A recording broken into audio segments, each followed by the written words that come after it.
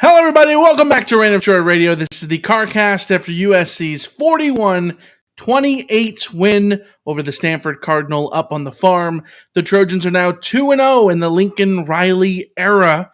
USC got a dominant first half effort from the offense. Caleb Williams threw for 341 yards.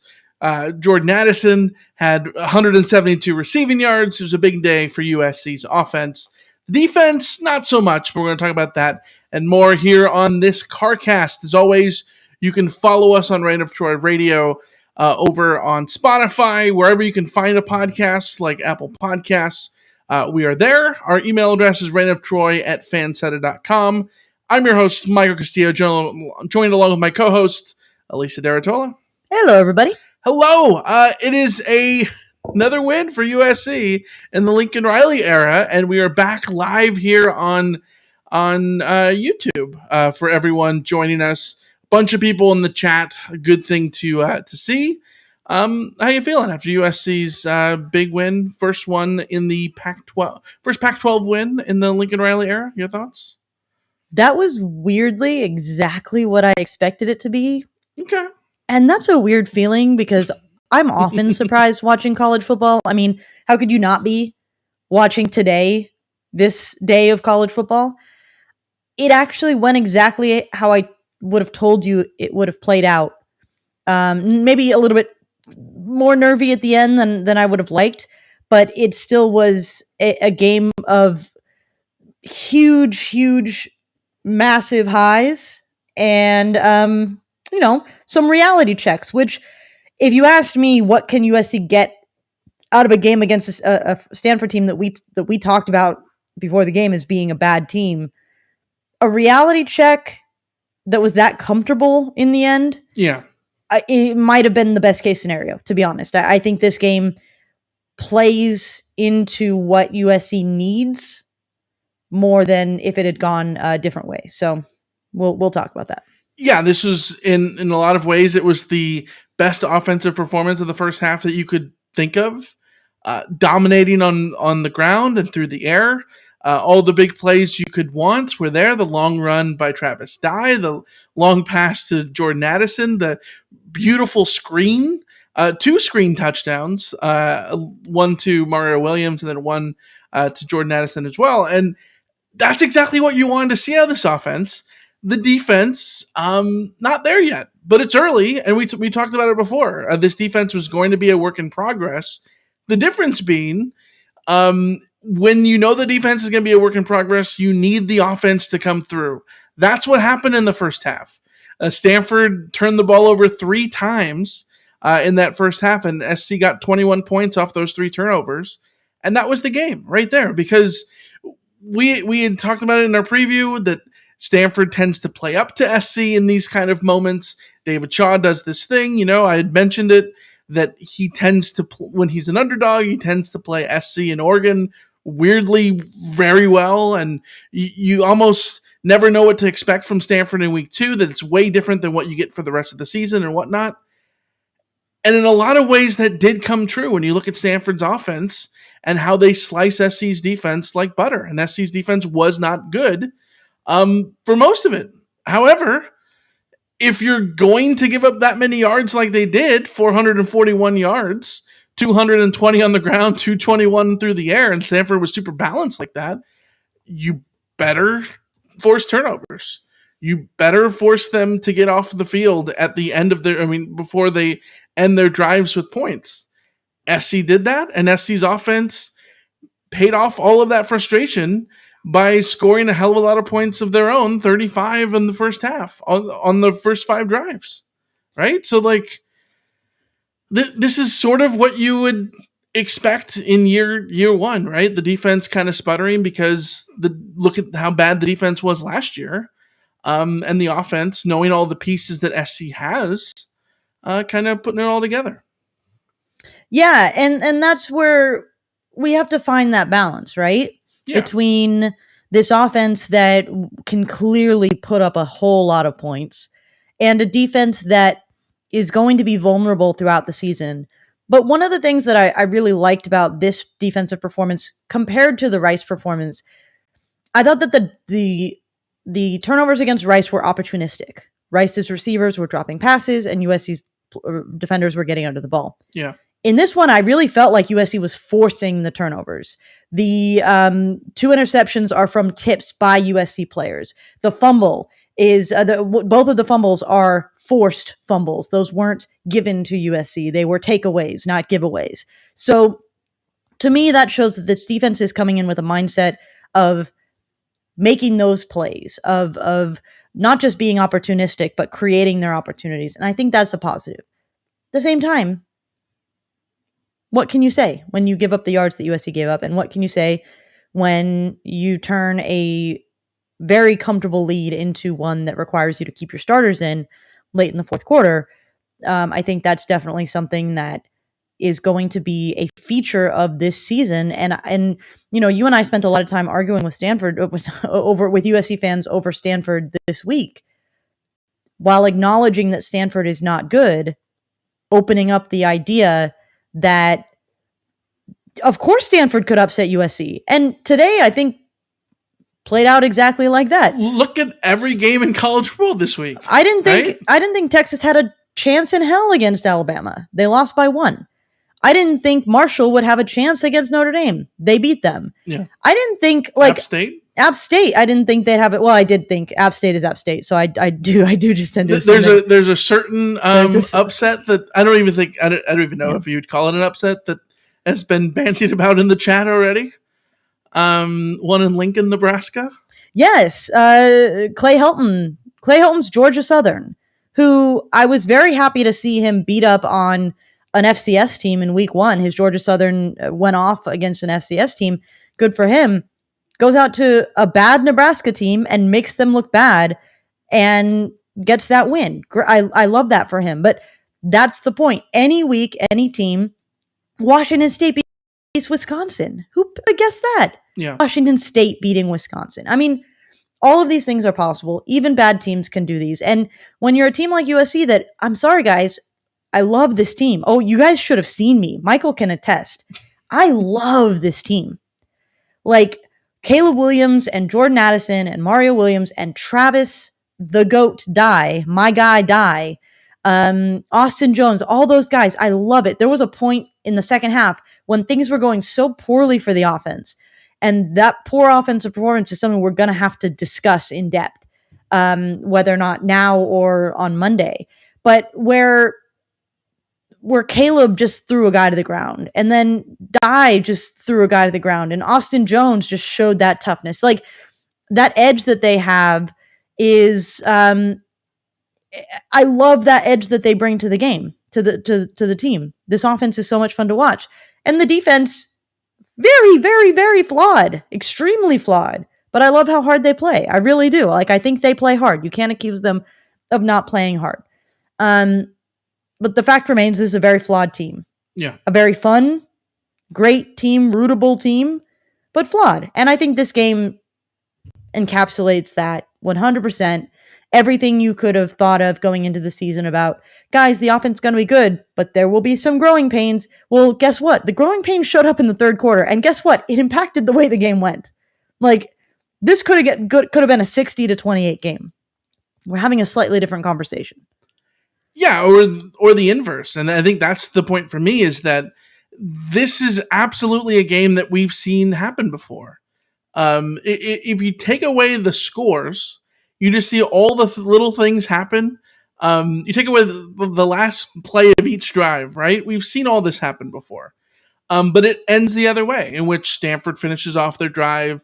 SC's the one that doesn't finish off their drives. You don't capitalize on turnovers, or if you force them, you don't score, or you don't even force them at all. We've seen all those things. That's what this SC team did for the last, 13 years. And what came of it? These games in which SC could have had a comfortable win if they just took care of their own business, oftentimes weren't wins, or they were games that they had to pull out at the end and you didn't feel good about it. And yet this is a game in which all those sort of things happen, where they give up 319 yards of total offense in the first half. You shouldn't feel good about that, but yet when you get 366 of your own, And you finish drives with touchdowns. And you finish drives when the other team doesn't. Mm-hmm. You put yourself in a position to make everything sort of go your way. And then there was one point where SC was up 3 scores in this game, 3 touchdowns. And you look at it and you go, are they playing decidedly better than Stanford? I mean, yes, because I think USC's offense was more impressive than Stanford's offense. But in terms of what the stat book was showing, maybe not necessarily. I mean, surely by things like average of yards per play, surely SC was dominating that. But that's, I think those are the little things where you're going to see the big gains this year from SC. And that all comes down to coaching, because those little pivotal plays were not going SC's way, certainly not last year or the year before or any of that. This same game played under Coach Helton is a loss, right? Yes. It just is. 100%. Absolutely. 1,000,000%. Because this same game played with the previous coaching staff, they might get the same number of just like turnovers or whatever, but they certainly don't score all of those first half drives. They just never do that. They never did that. They'd shoot themselves in the foot here or there.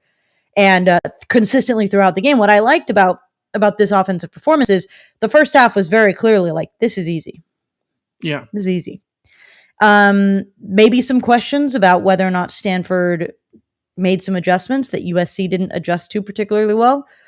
But I also think there was execution in the third quarter was pretty poor in some spots. I thought Caleb Williams missed some passes. I thought there were some moments where one missed block here or there really blew up a play. So I'm not going to get like too deep on whether or not David Shaw like out schemed Lincoln Riley in the second half or anything like that. But I do want to get to one thing that Marcelo has brought up in the chat before we go to anything else. Marcelo says, flawed, in my opinion, is the wrong word. Incomplete. It's not an inherent flaw. It can be corrected. For sure. The ceiling on this team is astronomical. I disagree. Okay. Especially after watching this game. USC has an inherent flaw. They don't have anyone else on defense to come and save the day. Damani Jackson, maybe. Corey Foreman turning a corner, which he didn't in this game, maybe. But the guys that USC has now are the guys that USC has. And they can get incrementally better, but you're not going to turn this defense into a top half of the Pac-12 defense overnight. I just don't think you are. If they continue to consistently produce turnovers, then I will eat my words later on. But the fact of the matter is, this defense is what it is. And they will hopefully get better as the season goes on. But they're not going to get that. They're not going to become elite at any point in this season. Two things, though. I don't think they need to be elite in year one. Oh, but this is what I'm getting at. This is my whole point. USC's defense still needs recruiting help, transfer help, and schematic just time together, right? You can't just drop those in during the season. It just doesn't happen. So the ceiling on this team, I disagree with Marcelo. The ceiling on this offense is astronomical. The ceiling on this team is limited, which is why I keep telling people, and I hate that we're having sort of a negative conversation during this Carcast because I didn't intend to, but like, this is why I kept telling people in the offseason, this is going to be a very fun season. But if you think USC is going to the playoff and isn't going to get their butt kicked if they get to the playoff, then you are sorely mistaken. There is a ceiling on this team. There are inherent flaws on this team, particularly on defense. And those things, unfortunately, are going to be part of the rebuilding process that happens with USC. Can this team be very successful? Yes, I think they can. Can they improve dramatically on defense?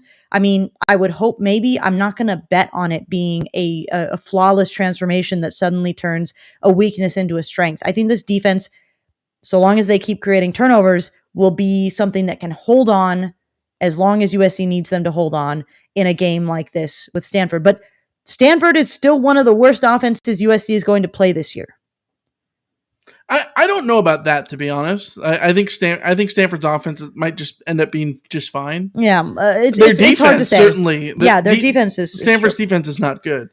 What I will say is, while we can sit here and point to the second half where SC struggled on offense, didn't get in the end zone, and all that stuff, I think we give the offensive benefit of the doubt because they were so good in that first half, right? And Lincoln Riley has come out in the press conference and said that the second half wasn't good enough, and maybe some of it comes down to this or that, or I've seen people say that Caleb Williams took maybe a little too many shots downfield and whatnot, and whatever it was.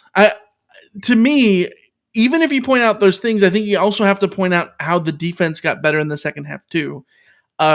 Because the first half for Stanford on the ground, they averaged 6.6 yards per carry. It was 2.6 in the second half. Mm-hmm. And mind you, Stanford was still running the ball even though they were down. They had to throw the ball considerably more than they did in the first half. But they did go away from a little bit of those RPOs, the slow mesh plays. Because I think, again, those are adjustments that USC made even before halftime, right? Where they were, okay, they're going to do these slow meshes. They caught them off guard a little bit. But I do want to bring up as a positive, really big positive, how many years have we talked about how USC's defense wasn't the problem? The offense hangs them out to dry by not giving them, as you like to say, run support. Yeah. Prime example today of what happens when you give your defense run support. Because guess what? In the second half, there's so much less pressure on this defense. They can play looser, knowing they have so much cushion. And yeah, they gave up a couple touchdowns. It's not the end of the world to me. I still liked the way they fought, the way they got the sacks when they needed to, all that kind of stuff. And I don't think those happen if you don't have an offense that put up 41 points on the board to begin with, which is a rare. How often did USC even score 40 points under the previous regime? It was rare. It was really rare, which is crazy because I think we can SC agree had the talent to score the 40 points.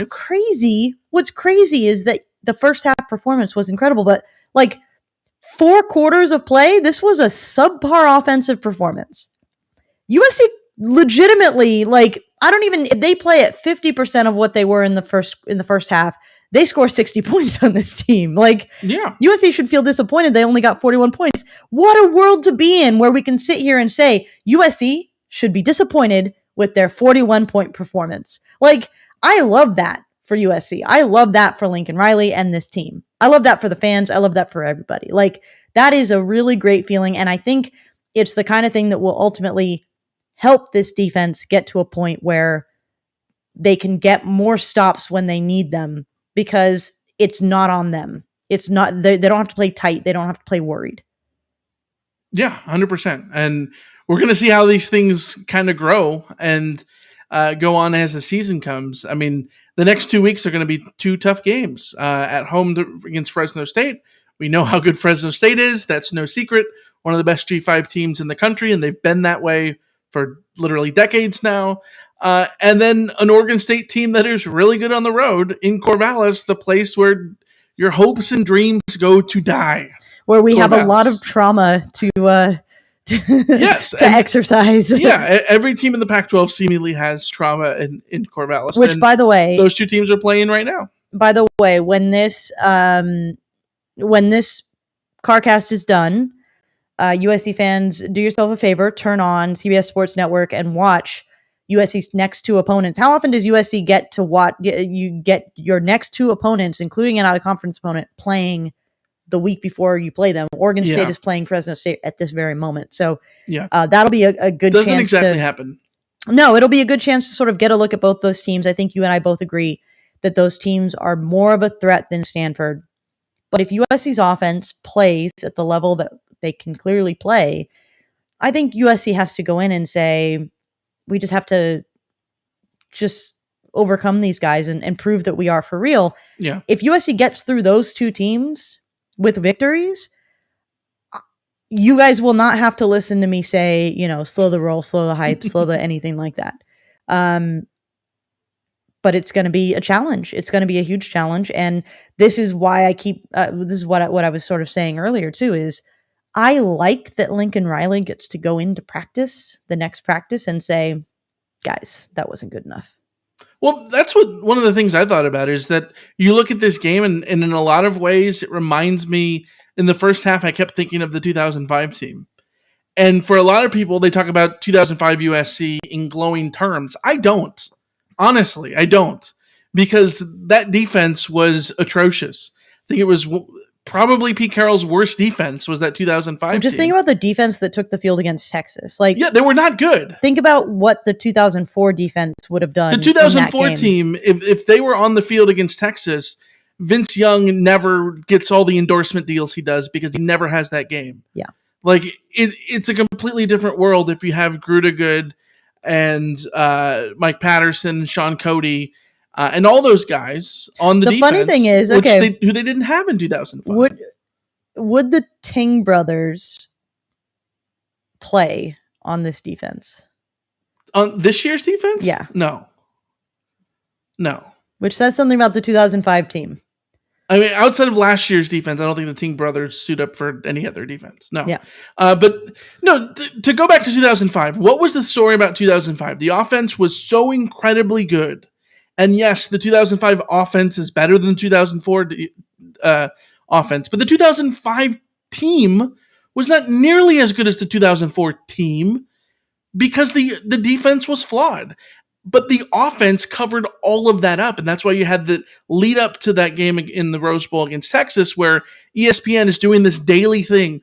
Could SC beat the 72 Trojans? Could they beat the 95 Huskers? Could they beat the 93 Seminoles? All these different things, right? And it was this big argument every single day on College Football Live and all those shows and SportsCenter because of how good USC's offense was. But everyone ignored that they gave up 42 points at home to Fresno State. Which, by the way, is exactly the sort of template for what I think the games that USC struggles in this year will look like. Like, there is a chance that Fresno State USC game next week can look something similar. It could, but here's the thing. If you are what USC is right now, which is year one under Lincoln Riley, if the 2005 team is what this team ends up being, that is such a victory. No kidding. Because if you are the 2005 team and you score 1 billion points, but you give up a 500 million, who cares? You're ahead of schedule. You're ahead of schedule based on everything else. And if that's what this team ends up being, that's what it looked like it was going to be in the first half, then yeah, who cares that they're flawed on defense or that they're incomplete on defense? The offense is going to mask that. The offense is going to allow this team to get better. It's going to buy time for the defense to get better under Alex Grinch as the season progresses. That's a good thing. And it's a good thing that they're not winning these games 55-0, because while that would be great for hype, it also shows that, yes, there are problem areas that they can go and work on.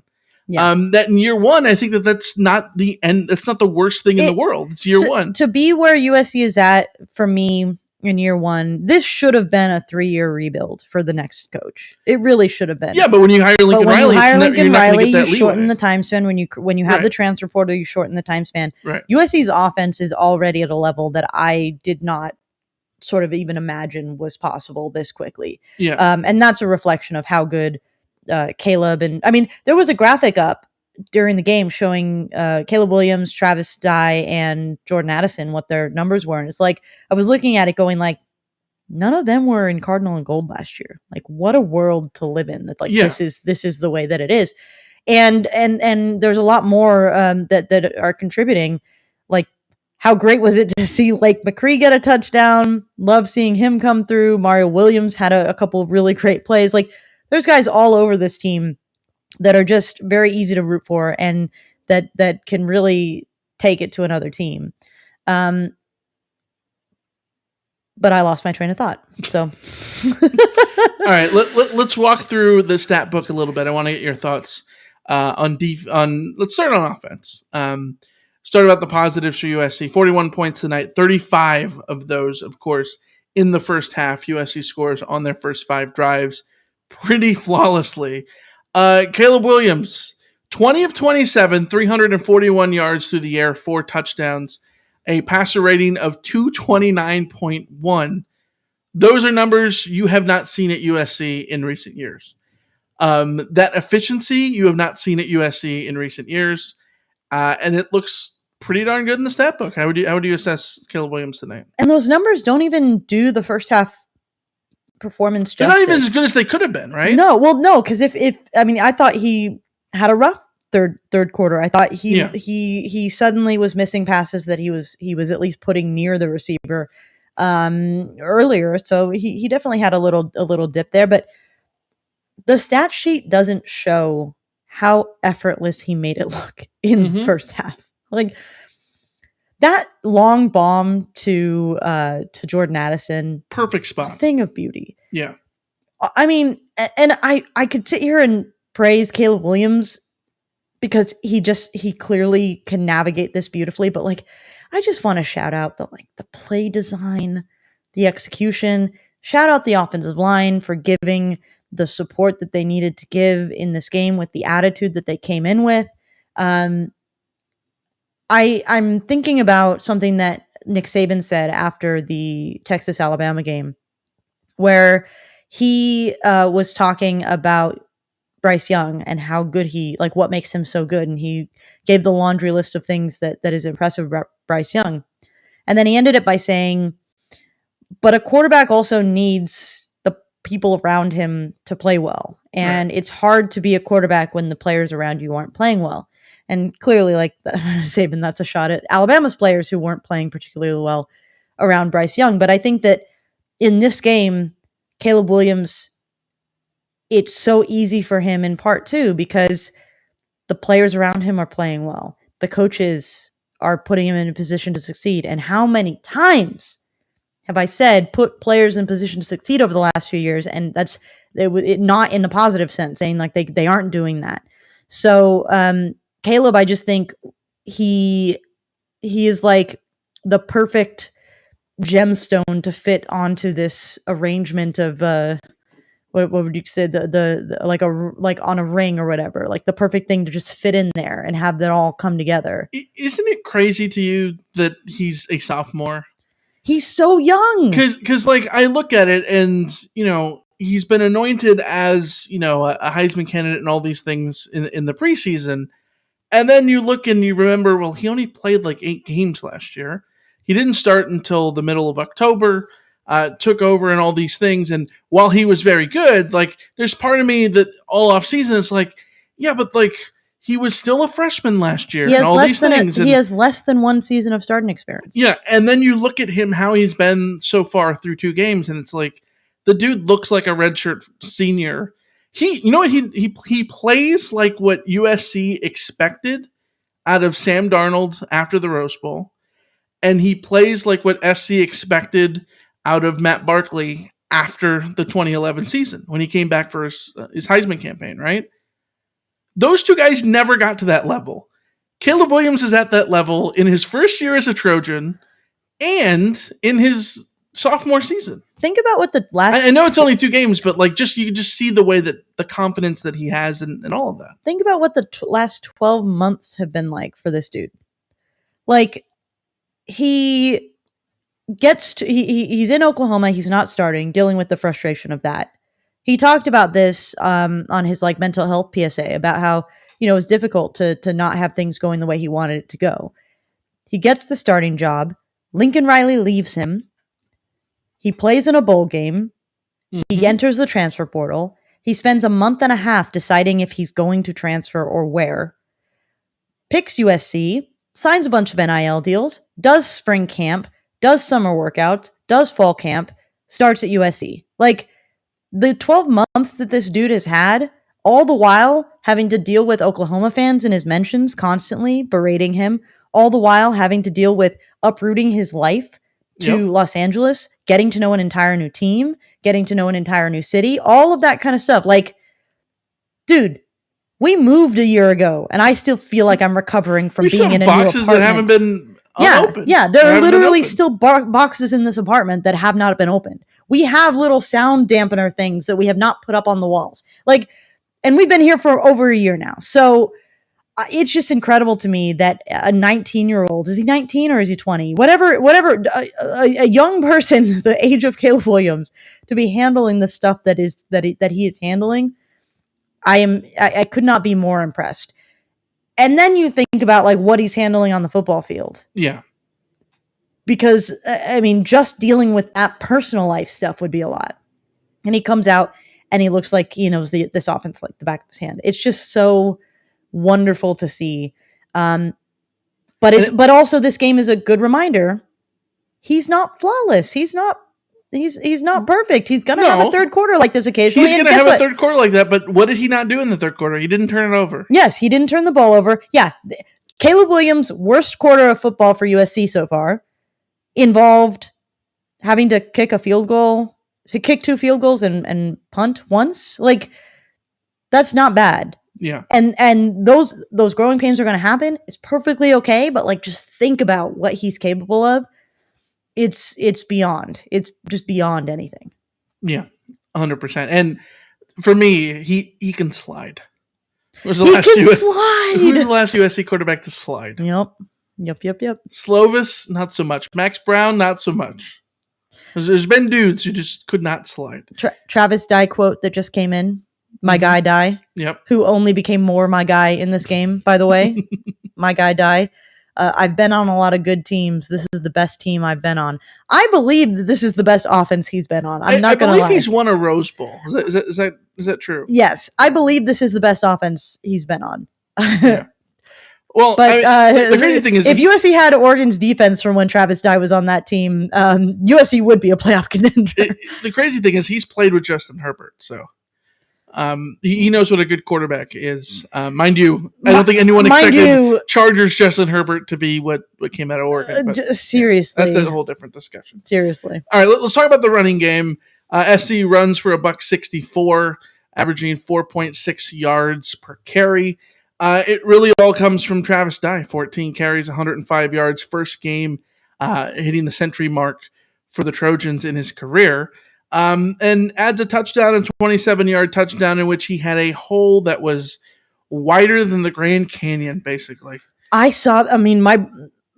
were watching the game with you and my brother, and you guys can attest. As that hole opened up, like, I audibly gasped. Yeah. I was like, oh, it was huge. It was just, when was the last time that you saw USC's offense just do something like that? You know what it reminded me of? Stanford in 2017. Yes. Was it a car that ran through a hole like that Chris Brown? 2017 Chris Stanford Brown opened up for him. Yes.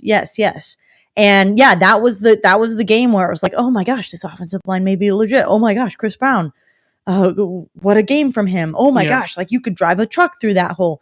I don't think we've seen anything like that from USC since then. And credit to this offensive line, because that was just a beautiful play. Travis Dye, I mean, you could have put the ball in my hand and I could have scored a touchdown. And trust me, there are not very many opportunities where I could actually score a touchdown on a football field. So, but it's not just that. Like, it was great watching the pass protection. You know what one of the best plays of this game was? And I don't even remember what the outcome of it was. All I remember is Justin Dedich and it has to be Jonah Monheim are sort of double teaming somebody, and Stanford sends a late blitz. How many times did late blitzes destroy USC in the past? How many times was that USC's Achilles heel? And Stanford sends a delayed blitz, and Dedich just throws himself at it and buys Caleb Williams time. Was that the horse collar play, maybe?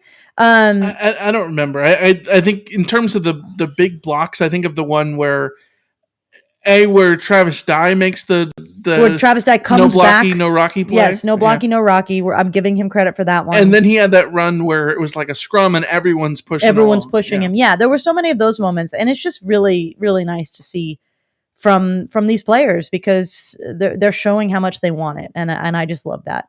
I love that for all of them. But I think that is what you have to sort of take from, and I felt bad in, like, last year, the year before. I remember having conversations with people I don't like this team. Like, Drake London, I will love to the end of my days, but, like, he's the only one that I just feel like he's putting his body on the line. Vi Malapei was one of the guys that I always knew, like, dude's going to fight. It doesn't matter. Yeah. He's my guy, Vi. Dude's no matter what is going on in the game, no matter where they are at, he's going to put his body on the line. And I just feel like so many of these guys have that quality and it's nice to see this offensive line full of holdovers, by the way. Yeah. Who are plus Bobby Haskins, yeah. Plus Bobby Haskins, but who are leading that charge. So it's just sort of proof that you can start to change a culture and you can start to change minds, and you can have an offensive line that isn't on the ground half of the time. Like I was noticing that later on in the game is like, dude, this offensive line, like at the end of every play, they're not like on the ground unless they're on top of like pancaking somebody at this point. Like that wasn't happening in the past, and it's just so nice to see. Yeah, all told, SC ran for 164 yards, which that'll do. That's probably your average run-of-the-mill performance, but for what SC needed them to do, they did it. I think Travis Dye certainly led the way, 7.5 yards per carry. The only thing I think you would have liked to see more is maybe more Malik Brown, obviously coming off a game in which he left early last week against Rice. The whole injury stuff, we know that was the conversation all week, and it was up in the air because USC's not talking about injuries anymore. 4 touches, 19 yards. He looked healthy, but didn't have the same sort of production that he had last week, certainly against Rice. And I don't think he needs to in week 2 when you have Travis Dye, when you have Austin Jones. I'm glad they didn't try to overwork him in this game. With an ankle sprain too, those things, you don't want to push them too hard. It's better to just let it heal as long as you can until you really need to break him out and have him put the burners on in a game that, is a little bit more nervous, as sort of quote unquote nervous as this game got. Like realistically, I was never sitting here going like, yeah, this is. I think Reese Davis wanted it to be. Reese Davis really wanted it to be, and yes, it was certainly closer than I wanted it to be. But like realistically, I don't think it was never going to happen. It never got to the point where you were nervous if you were interested in like Prop 27. You know what I mean? Yeah. Yeah. So didn't have any bets on the end of this game. Let's talk about the receiving game. Jordan Addison, a hell of a game for him. 7 catches, 172 yards. Did he get his career high? Did he break that, or I don't remember. They mentioned he was close. I don't have the numbers in front of me. I remember that I talked about it before. His year last year at Pitt was catching like 6 catches a game for like 80 yards. Yeah. And then he had like 3 games, 3 big like 150 plus yard games. And it was interesting because his numbers were good, but not like, oh my God. And there was part of me that was like, well, his numbers don't really compare to, say, Devontae Smith from Alabama a few years ago, or what Marquise Lee had done at SC and all this stuff.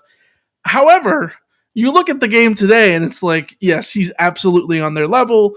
A hell of a game, 2 touchdowns. First one on a nifty little, beautifully designed screenplay in which SC has everyone and their mom out there defending. You see 2 offensive linemen pull and lead downfield to block. I think Brett Nealon is his lead blocker out there. It was gorgeous. It was great. Completely not safe for work. No. And then the long bomb, which was also not safe for work, by the way. He makes a perfect catch on it and shimmies to lose the defender and scores on a 75-yard touchdown. That was beautiful, beautiful. His career high is 202 yards, 14 catches against Virginia last November. So he didn't get that, but still 172 yards is pretty damn good. Pretty good start for us to asking the question, will he be able to win the Biletnikoff with those kinds of performance? Absolutely. It's looking good. And then right behind him, 100 yards behind him, but still behind him in terms of targets was Mario Williams. 4 catches, 74 yards. Had 6 targets, and I have 2 questions to you about Mario Williams. Number one, what was the better play? The jump ball in which he tracks it and then perfectly kind of rope-a-dopes the defensive back into grabbing him. It should have been a PI that was never called. Yeah. Mind you, SC committed a billion PIs too. But into getting the ball in the perfect spot and using his body to make sure only he had a shot at the ball, or the very next play, which is that little quick little bubble out there where he makes a man miss and runs all the way for the touchdown. Which one's your favorite? I liked that little screen pass, but to me, the way he tracked the ball in the air, the way he dealt with the defender, the way he caught that ball despite their defender being all over him like that, That is wonderful. That is Yeah. great, because it's that kind of play which is, I think, why you value a receiver like a Drake London or a Michael Pittman, the guys who, when your pass isn't the perfect pass that the defender has no chance at it, only you have a chance at it. Like, if you're Caleb Williams, you are giving Mario Williams a handshake and saying, "Thank you, sir," because that pass floated on Caleb Williams, and Mario Williams still came down with it, and he made sure that the defender didn't, and it was just beautiful. Everything about that play, played it perfectly, and he got rewarded for it. So, love to see it. Yeah, and the other thing that I wanted to talk to you about Mario Williams is Jordan Addison, 8 targets, Mario Williams, 6. The next receiver to get multiple targets is nobody. Every other receiver had 1 target. We talked about it in the preseason. What were the target distributions going to be like? Was it going to be a situation?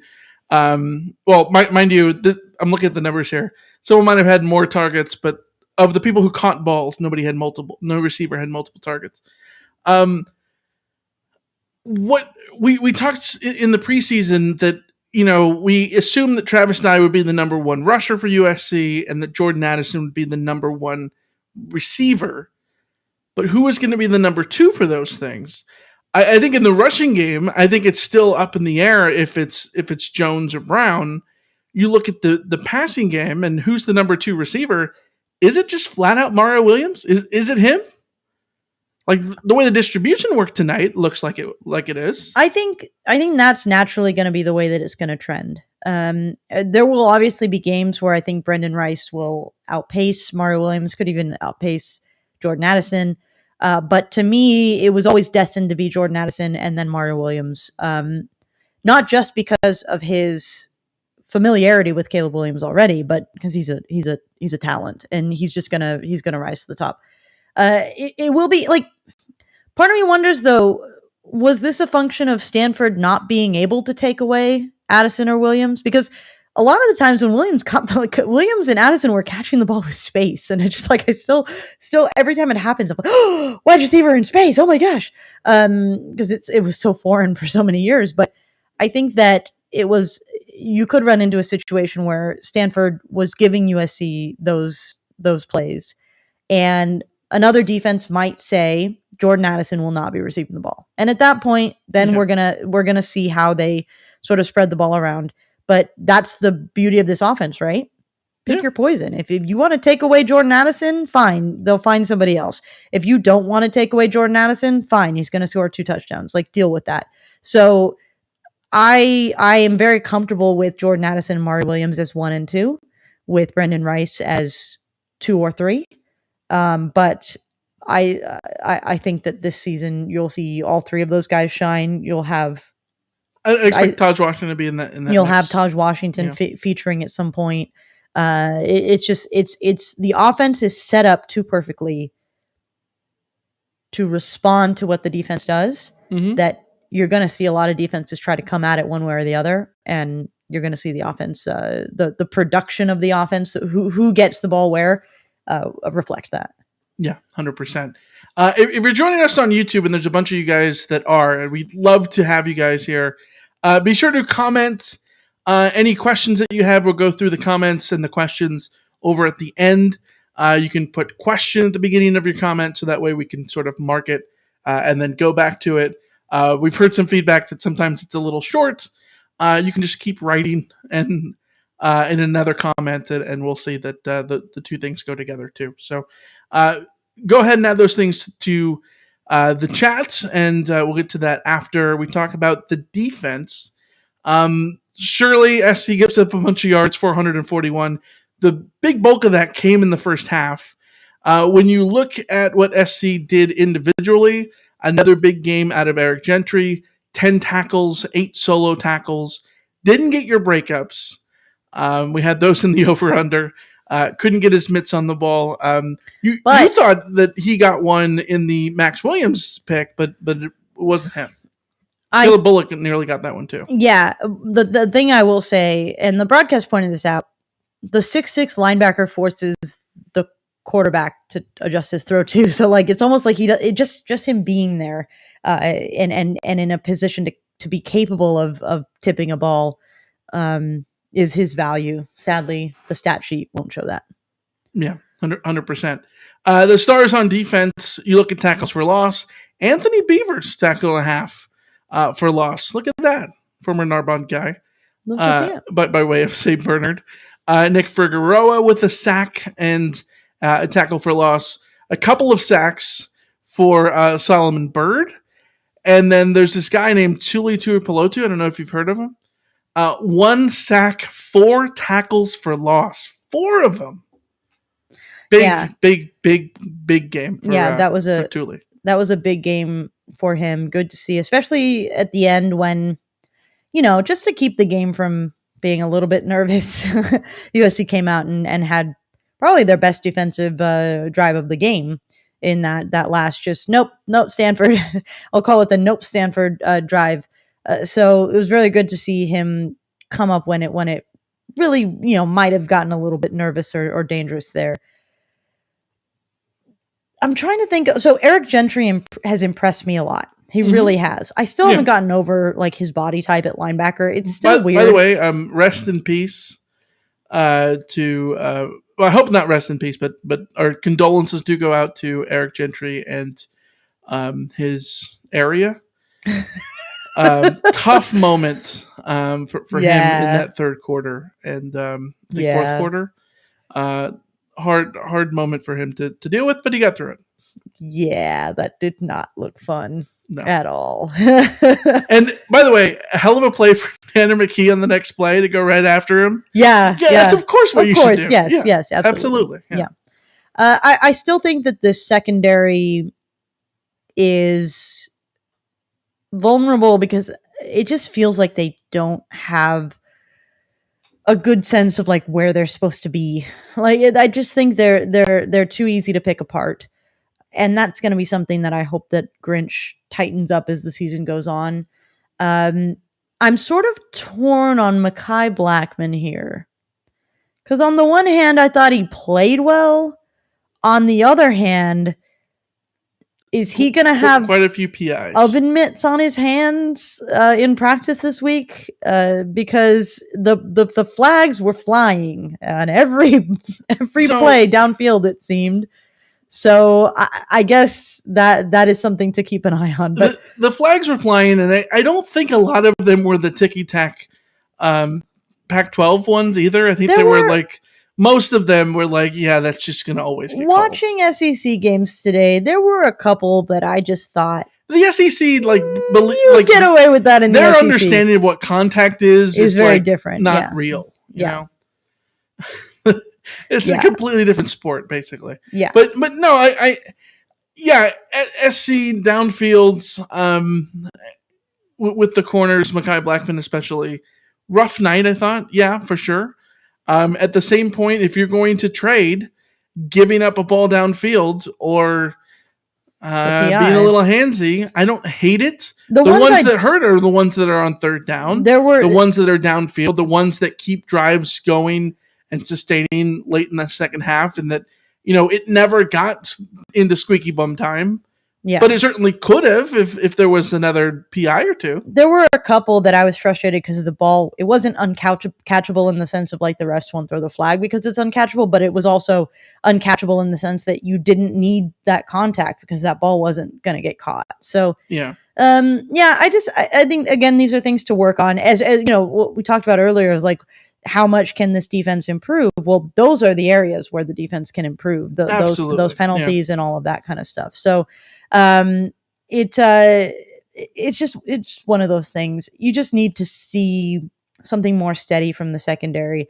I think I could live with those kinds of penalties and those kinds of plays more if I felt more confident in USC's run defense. Because the way I see it, and I think we've mentioned this on the podcast before, Rafa Benitez, the former Liverpool manager, former Chelsea manager, former literally everybody manager in soccer, used to describe defending as a too small blanket. The blanket theory. Yeah, so you have a too small blanket, and you have to decide where you're going to be warm. So do you cover your feet but that leaves your head exposed. You cover your head, but that leaves your feet exposed. So you're always going to have a too small blanket unless you are like a super elite level defense, and that's not what USC has. So I'm comfortable with that. I'm comfortable with being the too small blanket and knowing that you are going to have to give them something. The problem with this defense is they are a hand towel sized blanket at times where they can't stop the run, but they also give up those deep plays or pass interferences on them.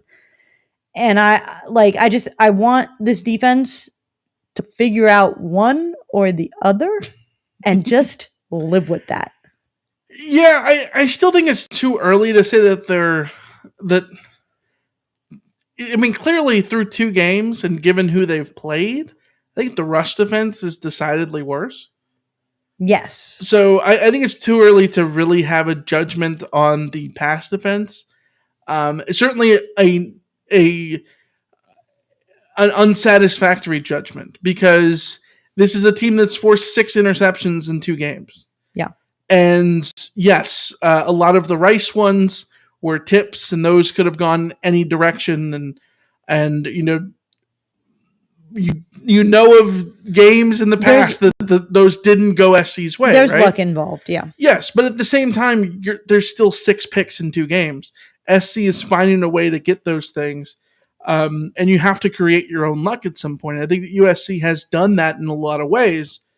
And we talked about it before. Stanford is a team that with Tanner McKee, that they're going to want to throw the football. They're going to want to move down the field that way. And mind you, I think stylistically, they didn't necessarily do those things early on because they kind of saw that the way to beat USC's defense is to take advantage of how aggressive they're going to be with their first step and try to slow things off with the mesh point and all that stuff and get EJ Smith involved in the ground game. Towards the end, it was Casey Filkins? Filkins, yes. Yeah, Filkins. And so that was a little bit different, but still, I think that we're going to learn more about USC's pass defense next week when they play Jake Haener. And then, going forward when they play Washington State in a few weeks, Cam Ward. I think you're going to learn about those things. But for now, I put my eggs in the basket of the pass defense way more than the rush defense. Oh, well, I mean, yes, because the run defense is... Yeah. And I will give the DBs... I'm going to give them some leeway because I still don't think USC's pass rush is effective enough, just across the board. The moment USC gets their pass rush going, things will change drastically for this defense. But I mean, they did have 5 sacks tonight, which is... Yes, and most of those came in the second half, and I credit the defense with doing that. But I think it's easier in the second half to get those sacks when the quarterback is pressing with a 17 or 21 point deficit. Right. Well, you need to be able to get those in the first half. That's one of the things that set the tone. You look at last. I mean, you can look at both games and say the SC's defense got better in the second half. They surely did. USC's defense got much better in the second half. They gave up the same number of points in the first half and the second half, but they didn't get better by the numbers in the second half. And they did the same thing against Rice. And one of the questions over on our friend Keeley's pod with Deion Bailey, former USC great Deion Bailey, he was asked, was the second half about USC making adjustments, or was it about SC getting the big plays to go their way and breaking down Rice's will to succeed?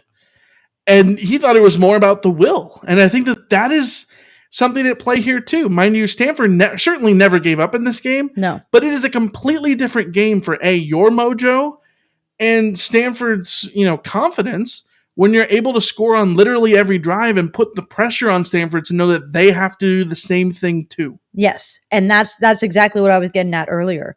When you put points on the board, you put pressure on everything else about the other team. Yeah. 100%. And the Stanford's very few offenses that USC... Is there an offense that USC will face this year that will feel confident going in that 1-to-1 with a neutral defense that they could outscore this offense? I'm going to say no.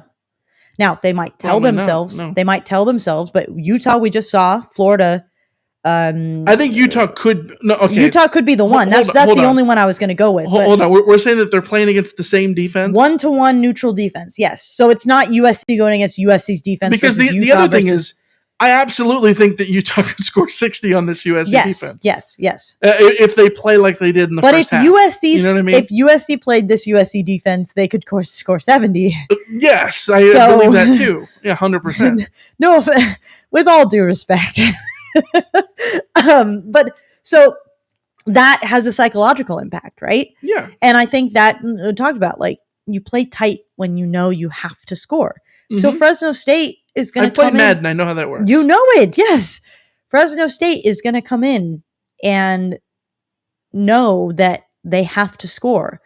And they might rise to the occasion, but that pressure can also do things to you. Like, it can work in your favor. So scoring matters. Certainly in the modern game, scoring matters. Yeah. I mean, the fact of the matter is that Alabama, Nick Saban wants a very elite defense. That's for damn sure. But he also has acknowledged in the past several years that scoring is also a way to boost your team up. Alabama's defense last year, I believe, gave up 19.5 points, 19.8 points, something like that. Yeah. Which is like double what they did 10 years ago. Yeah. 10 years ago, in order to have an effective defense, you had to keep teams to single digits. Right. Which is, there was a comment earlier in the chat that said that something about to the effect of the 2005 defense is nowhere near as bad as the 2022 defense. Yes, that is true. I agree. The difference being USC's 2005 offense, we can say, was the best offense we've seen in our lives. This year's offense is going to outperform them in terms of metrics, like the numbers. Yeah.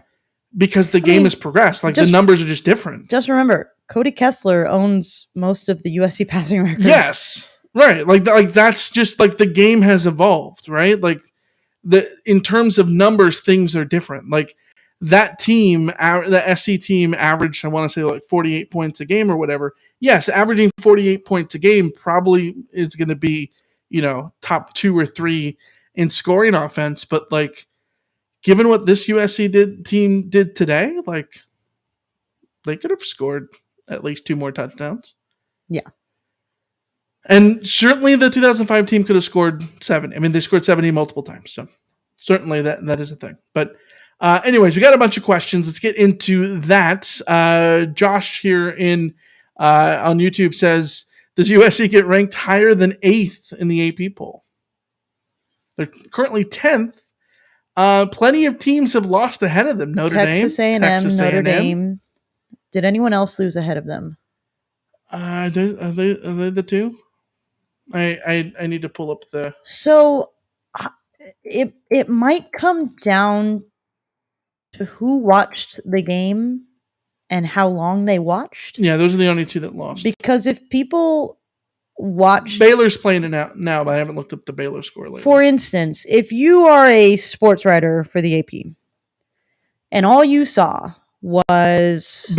Baylor's currently winning the Self-Righteous Bowl 13-10 over BYU. That's lovely. Baylor's ranked 9th. Okay, so if you are an AP voter and you see Clemson beat Furman 35-12, yes, and you feel like punishing Clemson, you could move them down. Texas A&M will drop considerably. If you are, you got to put Texas in the top 10, right? You do have to put Texas in the top. If you are an AP voter, okay, like I'm dead serious. Does Texas get ranked this week? Yes. I think, absolutely. I think they do. Like, yes. I think they go up. They were not ranked. They were 28th. If you include the others, I do think that they get ranked. They will be ranked with a loss in the top. And I wouldn't hate that, by the way. Like, the way I look at rankings, I wouldn't hate that. No, give them credit. In a normal sense, I would. Okay, if you're an AP voter and you saw the halftime score between Oklahoma and Kent State, are you taking another look at Oklahoma? Right. Notre Dame, they will drop considerably. How much did you watch the SC game, though? If you look at 41-28, you might have just would have assumed that's what the score was going to be anyway. That's my question about how long did you watch each of these games? Because if you only played attention to Oklahoma and clocked 7-3 at halftime? Wow, Sooners, that's a problem. Right. And then you only clocked USC at halftime. Like, damn. 4 turnovers, USC rolling? Yeah, Trojans. Kirk Herbstreit made the argument that SC should be that could be in the top 5. I'm not going to go that far. I'm not going to go that far. I'm not going to go that far. I think the crux of the matter is there's teams that are not in the top 10 that probably should be there. Your Oklahoma States, whoever else, off the top of my head, I can't think of right now, that could be there. And there's teams in the top 10 who have not played up to snuff, mainly like Clemson, right? So certainly SC could be 8th or 7th or whatever. The point of the matter is it doesn't matter in September. Clemson being ranked number 5, by the way, after the last 12 months of Clemson is insane to me. I'm worried about Clemson. What happened in their offense? How soulless and joyless is what that happened team? to DJ? Well, I don't know. I want to bring up something that Marcelo brought up. At no point do I want this team thinking they're elite. Got to work for it. Marcelo, you and I agree on this one. Yeah. Oh my gosh. This is why I'm low key. I'm kind of happy with 41-28. Kind of happy with, don't get too big for your britches, kids. Like, don't act like you're going to roll through this season. Like, stay down to earth on this. Like, don't get too excited here. You still got work to do. I think that the longer that this team can feel that way, if this team can sustain that feeling to Utah and then beat Utah, then go crazy. But yeah. Yeah, 100%. Next question here on the YouTubes. Dave, our friend Dave in Orange County, says, what's Alicia drinking in that fan-sided mug of yours? He says, #coffee, #water, #White Claw. That's how we roll. #straight bourbon, baby. I would much rather have straight bourbon in this than White Claw. I hate those hard seltzers. I hate them so much. I hate regular seltzers too. So that's a thing. But this is a good old 8:15 p.m. freshly brewed coffee, because I was starting to yawn at the end of that USC game, and I knew I've got to stay up for Fresno State. Oregon State, which is currently 14-13 in the third quarter. It's a good scouting mission. Yeah. And so I was like, know what? I'm gonna have a coffee. I also want to keep an eye on Mississippi State, Arizona. I don't know what the score is on that one. Baylor, BYU, I want to keep an eye on. So there's just a lot going on the rest of the night. I'm having a coffee, fan-sided mug, coffee. Yeah. Nobody asked. Nobody likes me. But Four Peaks pint glass empty with good old H2O. Mm. Next question from Hector. How significant is this win and what message does it send to the Pac-12 and the nation? I think it's significant in that like we talked about earlier, this was a game in which SC, by all accounts, could have let this slip through their hands. Stanford got in the red zone multiple times and turned the ball over. They scored touchdowns on those 2 drives. You do the math, they win the game, right? This could have gone a different way, and I think it's significant in that they didn't let that happen, and that doesn't make the win significant. It just means that they prevented an opportunity for things to get a little weird. What's interesting is that I think if you are a Pac-12 rival, you can draw whatever conclusion you want from this game. It's a Rorschach I think test. you want to do that. You want to do that slow mesh thing. Yes, you want to do that slow mesh thing, but more than anything, it's you can either draw from, damn, this offense is really good and we should be really worried about them, or you say, damn, USC's defense, Stanford sucks. If we just are better than them, we're gonna eat. And look at what happened to USC's offense in the second half when things didn't go their way. This USC team is vulnerable. I think you can read anything you want into this game. Realistically, if you want to go from this team is here for the taking, or man, that offense is something to behold. Right now, I think if you're a Pac-12 team, you think, ooh, USC is the best offense in the Pac-12. If you're a Pac-12 team, you're also thinking USC might have the worst defense in the Pac-12, minus a million turnovers, right? And everyone will go into every game saying, well, we're going to protect the football. So I think there's 2 ways you can attack SC right now. You can say, we're going to sit on the ball, take the air out of it, and try to play ball control and not let SC's playmakers be on the field. I think that's a viable strategy. The other one is to say, SC's defense is vulnerable. F it, let's go out and try to outscore them. You know what's interesting? On your ball control idea, that only works if you think you can get a stop against USC. Yeah, I mean, both of them only work if you think you can get a stop. Because if you limit possessions, you're limiting your own possessions. You're limiting yourself too, yes. Yeah. So yeah. I think that could backfire on some folks. I mean, but so does the screw it, we're just going to outscore them. Yeah, because backfire. And this is the whole like Big 12 bad situation. Why games end up in shootouts and why teams like Texas Tech would always end up playing Oklahoma in a shootout is because their mindset is we are going to out-shootout them. We're going to out-air raid them. So let's just do this thing. We will turn this into a track meet and let's just try to beat them that way. And I think you could try to beat USC that way.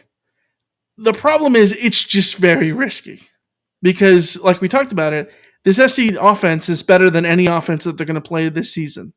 I think you can make an argument for UCLA's offense on the best day, given what DTR did to SC last year, but realistically, they're not there, right? Like, then they lost a bunch of guys anyways. Mm-hmm. And SC doesn't play Oregon minus, does Bo Nix really scare you? No. Like, you know what I mean? Like, yeah. I don't know. I don't know. It's going to be interesting to see how that goes. Let's go to a question from Marie, who says, do you believe an all-gas, no-brakes method will be the most prudent on offense than the conservative approach that we saw tonight after creating a lead? What say you?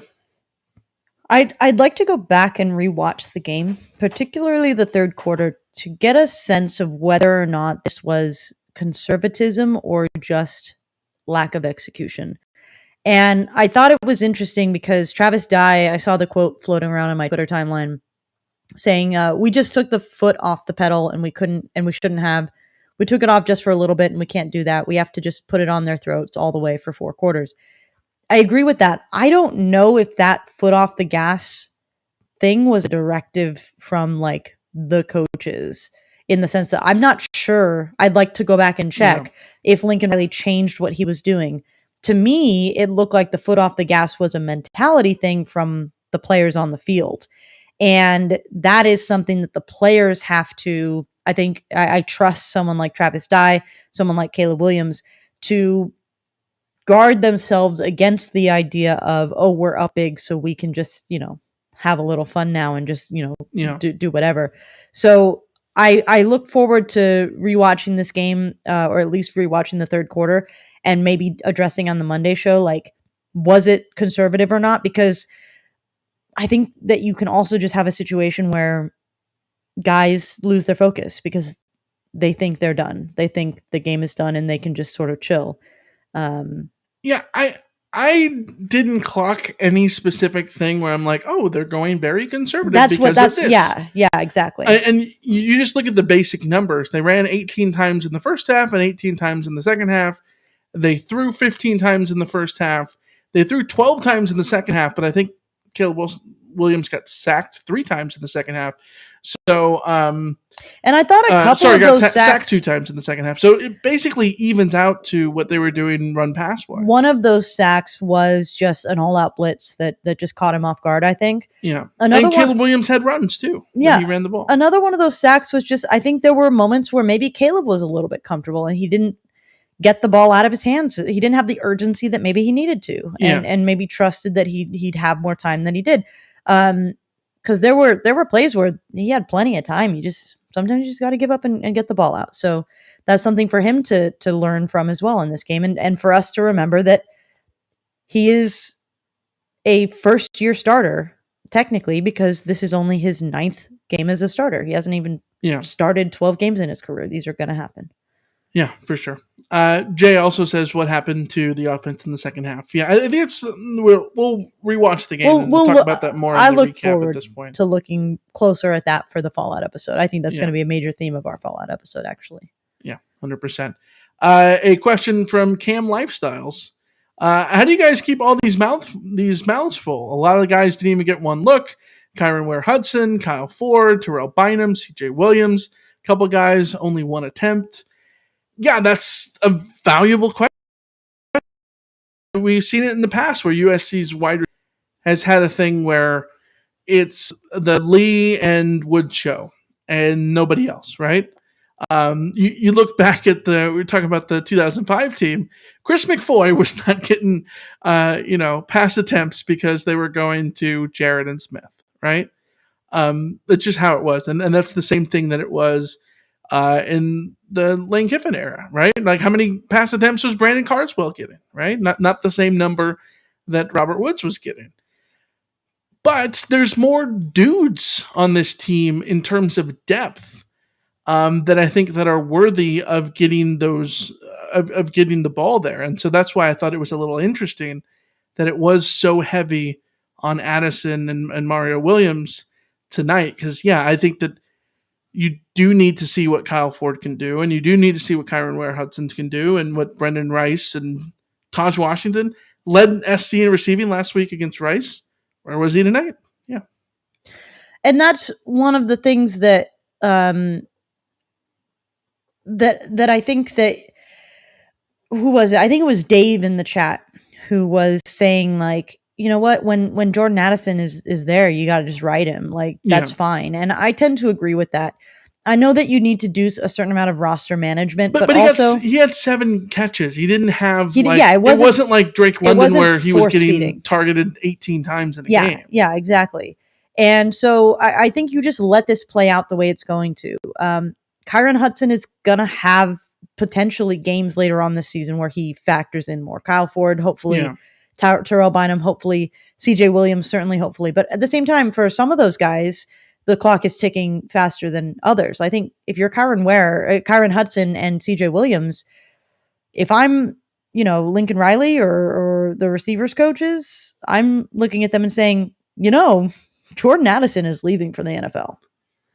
Mario Williams is here, is staying, but like the number one receiver in this offense will not be guess what? 2023, when USC actually has potential to have a championship window opening up with Caleb Williams.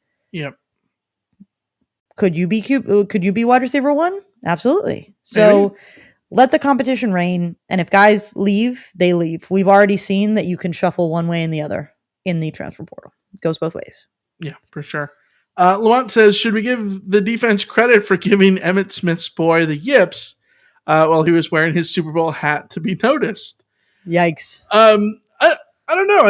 I thought it was interesting though that he really got sort of benched there in the second half, right? Yeah. Like they went over to Filkins. I keep thinking I'm saying that name wrong. Filkins Filkins is not a football name. No, it's not a football name. It's you know what it is? It's a fullback name. Oh, it's a Stanford name. Filkins is your fullback.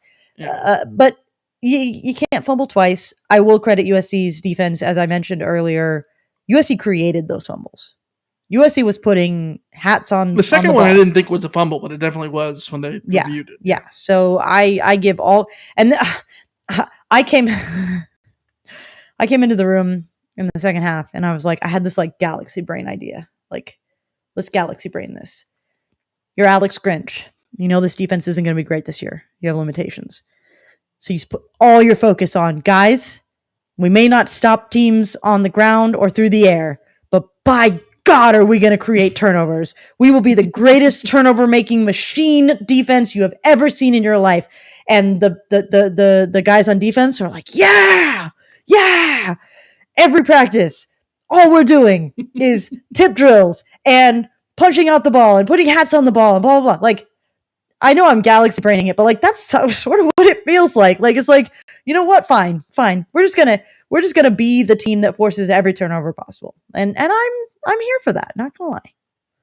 Yeah. I mean, when you have an offense that scores on every drive of the first half, it works. You just gotta hope you don't have second halves like they did tonight where they only scored 2 field goals in the second half. But yeah.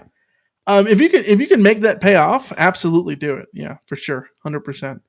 Next question comes from Thomas. Michael, do you think you're going to change your mind about picking USC to lose to Notre Dame?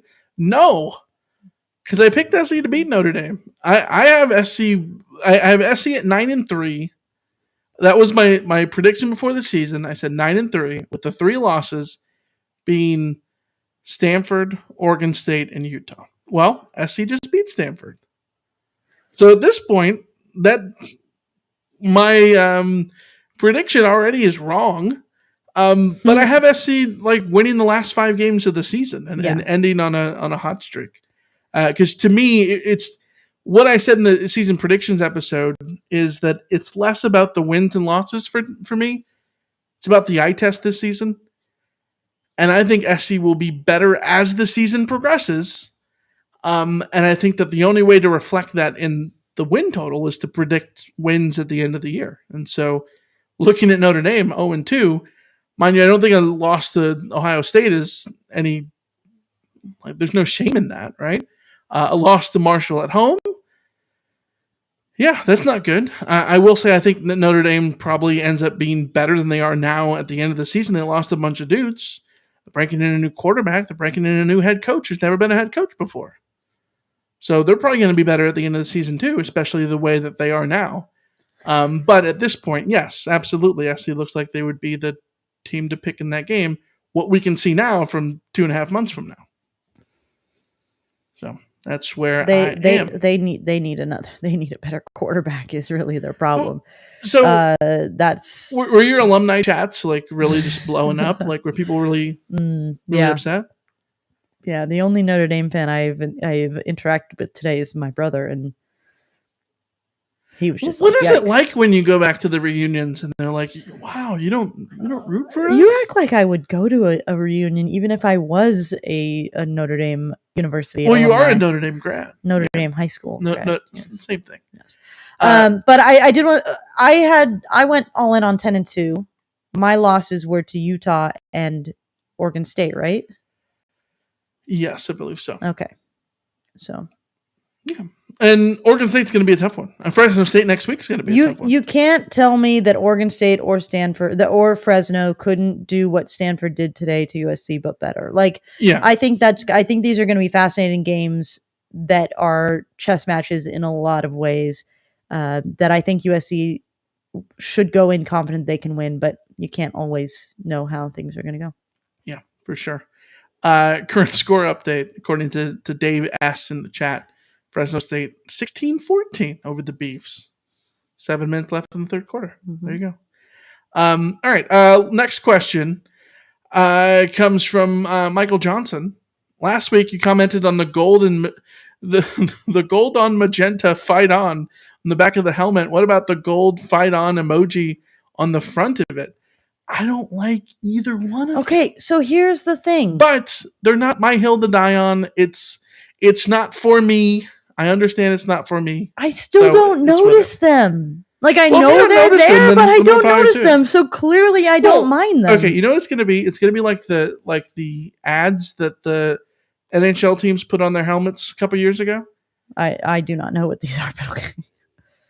Neither do most people because you just don't see them. Your eye just like tunes yeah. My eyes tune it out. So I don't care. When I tell myself to look for it, I'm like, yeah, that PPG Paints logo looks terrible on the Penguins helmet. Like, yeah, but you have to look for it. Yeah. But you don't see it most of the time. Like, your brain doesn't clock it. Yeah. Well, like my brain clocked the black socks that Caleb Williams was wearing, and at first I didn't like them, but then they were really convenient for tracking the quarterback. Like, it was really nice to know where he was on the field at all times. Do you have trouble tracking the quarterback? No, because sometimes you're just like there were a lot of times where I thought the camera work wasn't great. Oh, it was bad. Yeah. Where they bit on the handoff when Caleb kept it, and like my eye was drawn to Caleb running with the ball only because the black socks were there, and it set him out. I was like, why is Caleb running the way he is? Oh, he has the ball. So and the black socks. Yeah. Also, the yellow socks that Mario Williams was wearing, I came to like from the distance. I don't like them on close up because the shade doesn't look exactly right, but on the distance, it actually looks pretty decent.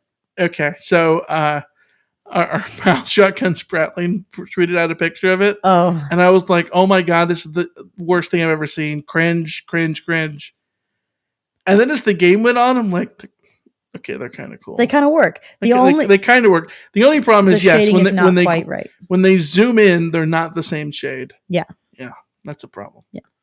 Yeah, 100%. All right, let's go to a question from Graham.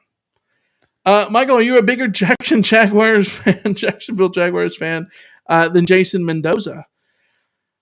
I don't know. I wouldn't say that Bortles is my guy, like Jason Mendoza would say. More of a Mark Brunell, David Garrard, old school Jags fan for sure. Old school Jags. What are you talking about? I know it's been 2 decades. It's crazy. Fred Taylor was 20 years ago, baby. Like, it was a while back. It's insane. Yeah, best running back in Jags history, Fred Taylor. Yeah, 100%. It's not MJD. It's Fred Taylor. Yeah, for sure. Oh. Next question from Cam Lifestyles. How does Michael Jackson III filter into the offense? Heard he was catching wreck in practice after coming back from injury. That's another question. That's another one where how do you feed all these guys? And I think you just sort of have to let it play out the way it does. We'll see different games with different combinations of guys getting targeted because defenses will have to put up different modes of covering guys. So I'd like to see Michael Jackson get some time here, but it's going to be hard to get on the field when you've got a top four of Jordan Addison, Mario Williams, Brendan Rice, and Taj Washington, and those guys, half of those guys aren't eating enough either. So yeah. Last question to touch on comes from Marie. Question: any changes to your season predictions? I kind of talked about this earlier. No, I'm don't think I'm going to change anything up because my other. I picked Stanford to beat SC, obviously. We've talked about that a million times over. That one didn't pan out, but Oregon State and Utah are the toughest road games on the schedule.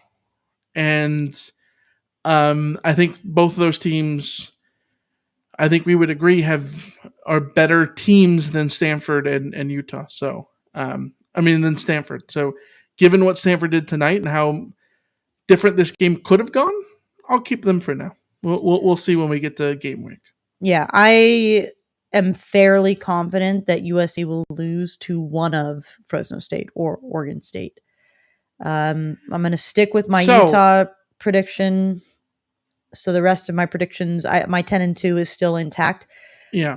I think this defense right now is playing with fire, and in one of those games, they're not going to have 4 turnovers. That's just the fact. Remember when I talked about did I talk about this in the podcast? I know I tweeted this, that you look at the national championship winning coaches, like the last 4 or 5 coaches to win the national championship. They've all lost games in year one that you never would have expected. Mm-hmm. Nick Saban lost to Louisiana Monroe in year one, at Alabama, at home to a Sun Belt team. How embarrassing, right? Nick Saban. Dabo Swinney lost to a Maryland team that went 2-10. Ed Ogeron lost to Troy at home, the Sun Belt team. How embarrassing, right? Kirby Smart lost to Vandy at home. How embarrassing. All those games were at home. So it's very possible.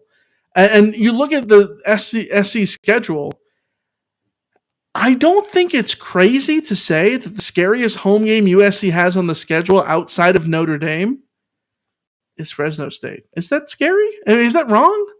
If you're in the chat, tell me if I'm wrong. Is Fresno State outside of Notre Dame, just because it's Notre Dame, is Fresno State the toughest team that USC has to play at home?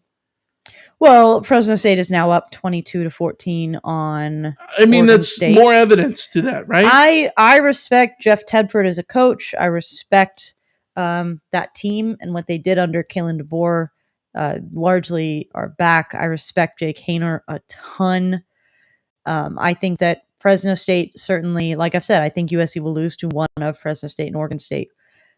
The one that I'll throw in there is like a wild card is suddenly Washington State, because if they can beat Wisconsin, then I literally do not know what Washington State is. I have no idea where their sort of level is. Yeah. They could be really bad and just Wisconsin's bad, or they could be better than expected and winning games that they are deserving of. Like, it's just very hard to say. So if you had to tell me like a team in the preseason that I would never have picked to beat USC, like Washington State is now one to keep an eye on. Like, just but those games happen, and that's what I think you and I have been preaching for a long time.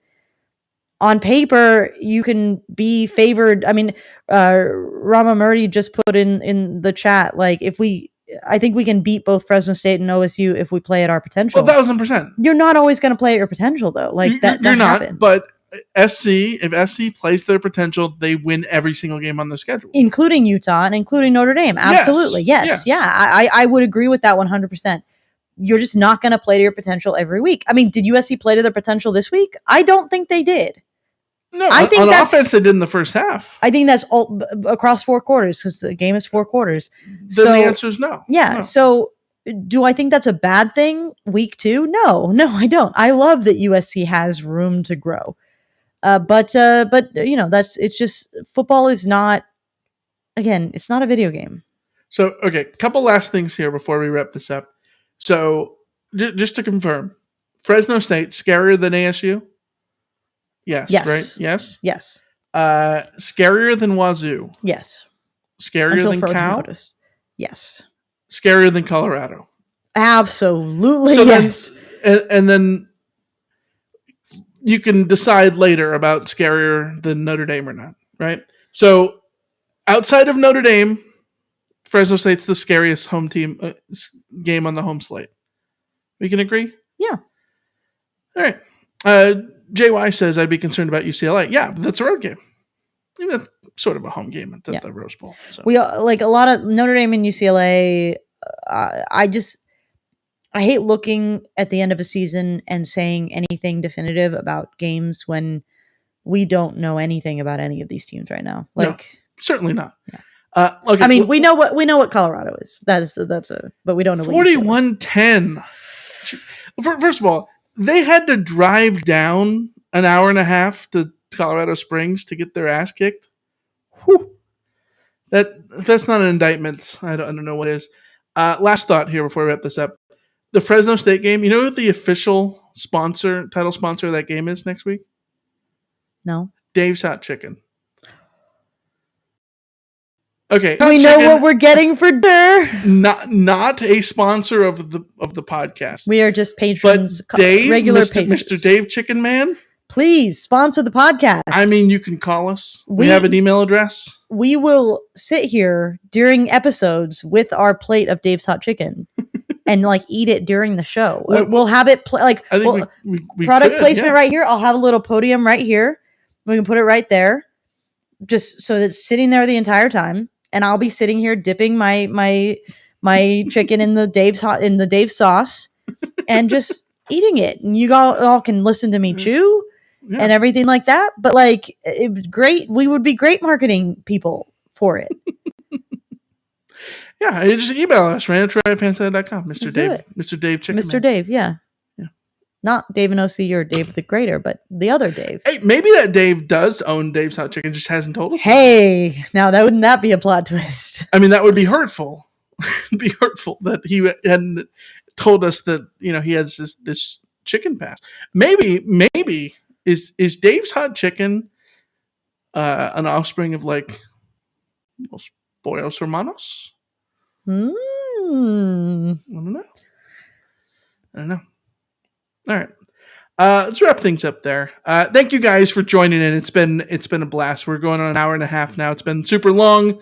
Thank you, all of you guys, for joining us. This was fun. I love doing these long Carcasts because like I don't have to get back to work because work is over. And we don't have to drive home. We're already here. We're good. Yeah, we're already here. Yeah, it's cool. This is me. We're getting a mukbang rot podcast in the future. Says certified bum. No, but we could. Do I want to remember what a mukbang is? Mukbangs are good. Yes. I don't remember what You they know are. what a mukbang is? No. Oh man, Jake's gonna clip this and make it a thing. Oh, damn it. Jake, let's be real. Jake hasn't listened to. Doesn't do then an again, episode. I mean, they played an FCS team. That's true. He might listen. have an hour and a half Yeah. to burn. Oregon State just scored. For those in the chat, they are back within a score. All right, well, I have to go put that on. So, Yep. Thank you guys for joining us here as always.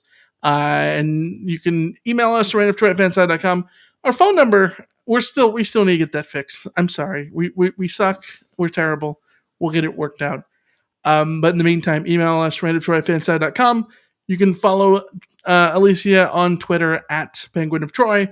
I'm at MichaelCastFS. You can follow Reign of Troy on Twitter at Reign of Troy. So until then, we will be back on Monday nights, 5 p.m. Wait, hold on. Monday night, we're pushing it back. We're pushing back the start time to 7? Yes, we are pushing back the start time to 7 o'clock. Yes. Okay. 7 This p.m. Monday night only, we're pushing back to 7 p.m. Yes. Only this Monday night Only on, this Monday. on YouTube Yes. to 7 p.m. So join us then. Otherwise, we'll be in your podcatcher wherever you catch us. And until then, Max Verstappen, big tomorrow. That's my pick to click. Oh, Dan on Slack asked, "What do we like Ferrari's chances at Monza?" No. It's Ferrari at Monza. No, they'll be lucky if either of those cars finish the race. Yeah. And with that, Red Bull big. Yeah. All right. See ya. Yeah. See ya. See ya.